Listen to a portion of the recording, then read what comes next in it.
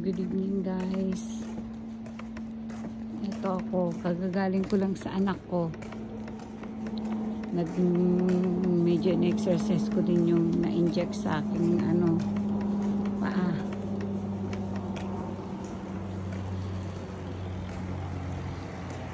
Ito school, primary school. Dito rin pumapasok yung apo ko. Grade 1 pa lang siya.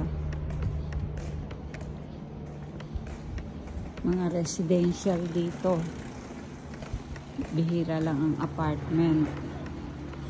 Halos residential. Mga sinaunang bahay.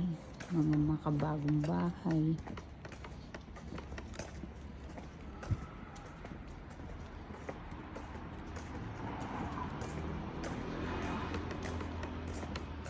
Mga bahay na yan, no?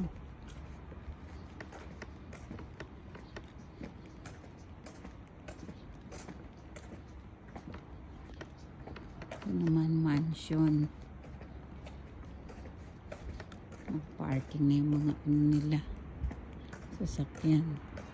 Dati dito kami malapit nakatira. Tapat lang mismo ng school ng maliliit pa mga anak ko. Lumipat na lang kami ng bahay. Pero maganda talaga itong lugar nito. Puro residential. Mahal ang lote dito. Yun yung maraming ilaw na yun na mansion doon kami dati. Lapit lang, di ba?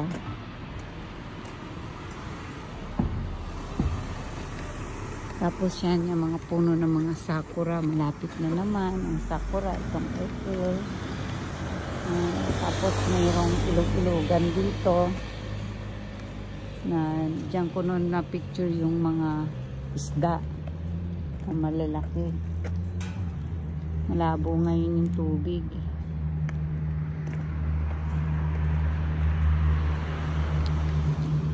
Yan ang puno ng cherry blossom. Wala pa yung mga bulaklak. Yung mga bahay, mga residence. Ito naman mansion. Ganyan. Kitang airplane, no? Yan yung mga bahay, lalaki. Mga residential.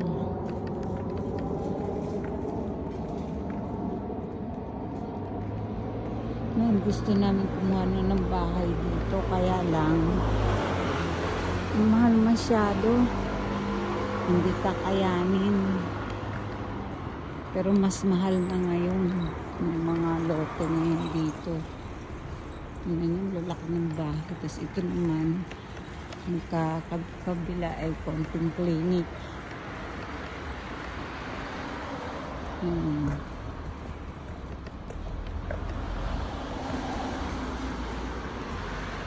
Gabi na kasi.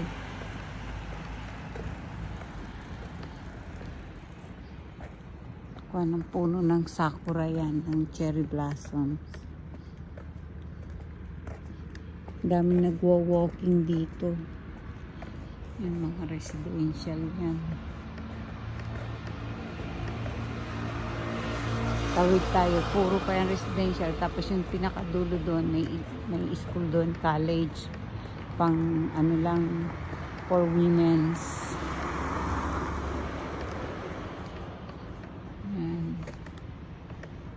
Ganyan din dito sa kabila. Ganun.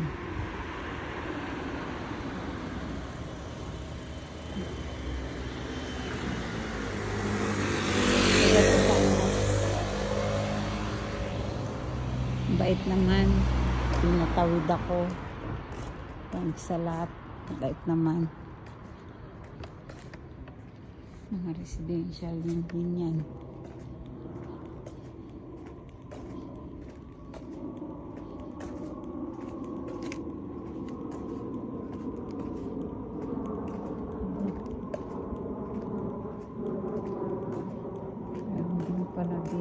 Dito naman tuturo daw ng ECC.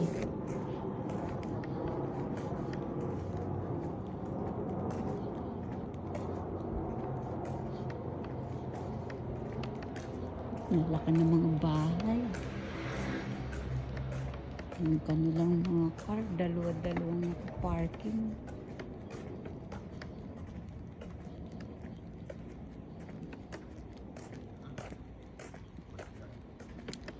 Yan din, bahay din yan. Residential. Dami ditong mga... Ilang gabi na ako naglakad eh. Lalo sa araw, mas maganda.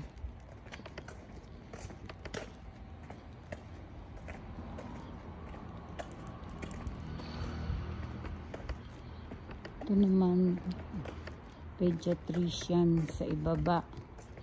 Tapos, sariling bahay naman ng doktora. Bahay ng doktora. Tapos, hindi pala.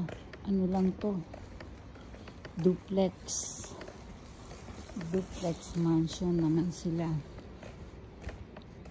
Avenir daw pangalan ng apartment. Mamahaling apartment. Tapos ito, bahay din, American style. Ganda, no? Ganda ng mga bahay nila.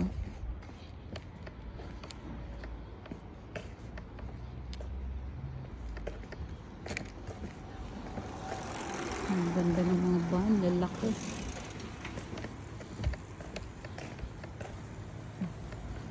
Mga nasa modern type.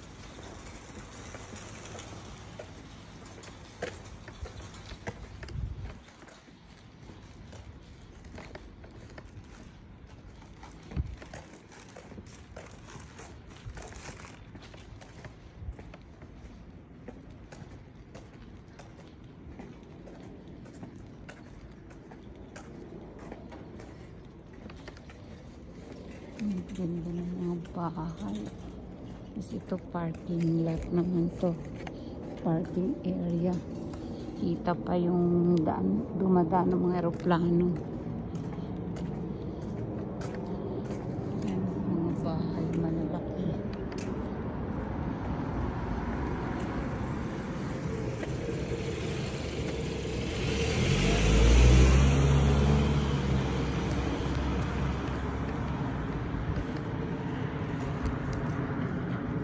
Mga residential ang kagaling.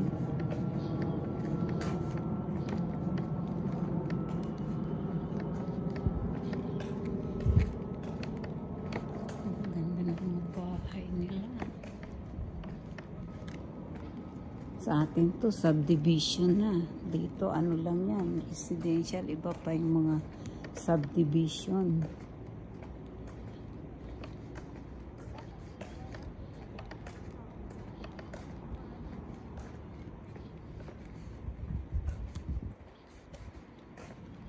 Ito, lumang bahay, pero magandang pagkakagawa.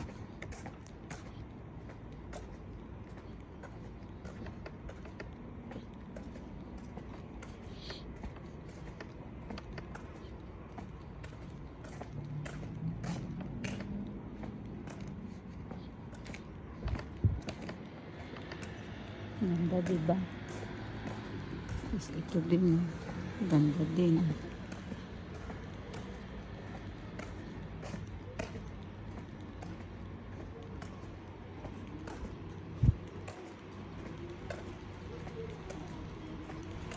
Tapos dito naman, ano to, dental clinic. Yan, Ozasa Dental Clinic yan. Dental Clinic. Tapos dito, bahay ng kaklase ng anak ko. Mayaman talaga. Laki ng bahay. Talagang well to look talaga. Tapos dito naman yung sinasabi kong pediatrician clinic na ang itaas naman ay bahay ng doktora pati ng anak niya. Dito ko nung pinapagamot ang mga anak ko nung maliit pa. Inabot pa rin ng mga apo ko. Ayan.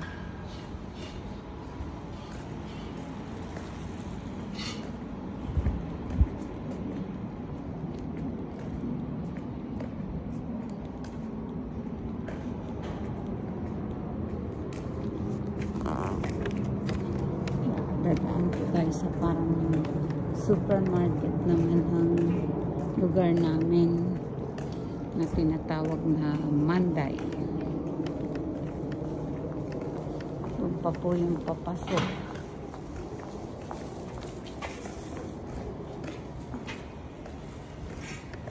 Mga mansion.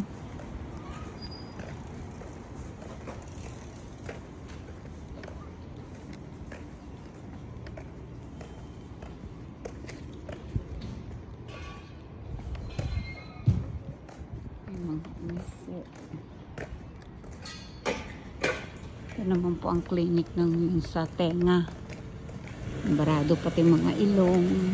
Pero ang mga sa mga throat, sa ear, sa ilong, sa allergy, sa mga sipon yan.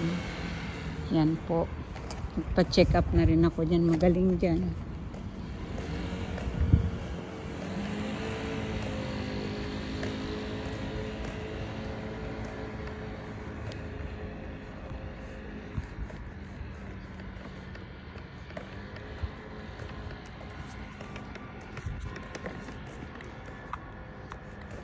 Bagal ko lumakad kasi pa ako nga eh.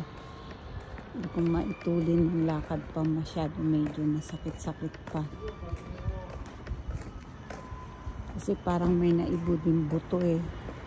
So may binti. Kaya MRI ako sa February 5 nitong 2024.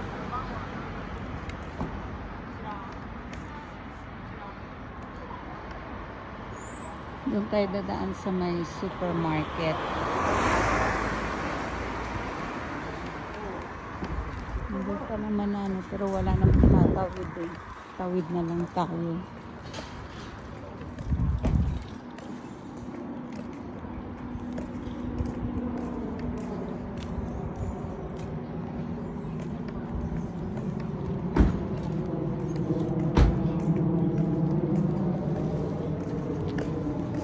Mga bahay dito.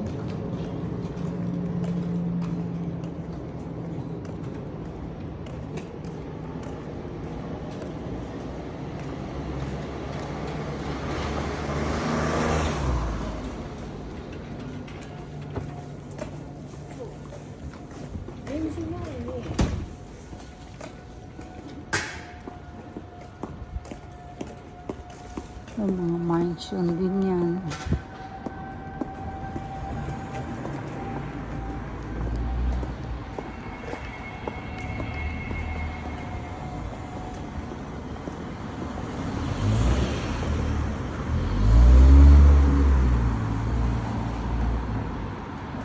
Pwede akong dumaan doon papunta sa amin. Dito po tayo dadaan sa may supermarket na tinatawag nilang Manday. Sarado ng mga ibang tindahan kasi gabi na po.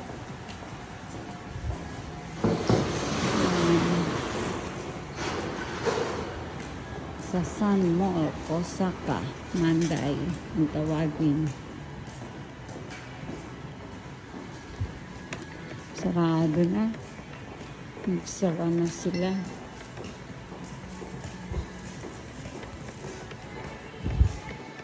Mga tindahan sarado na po.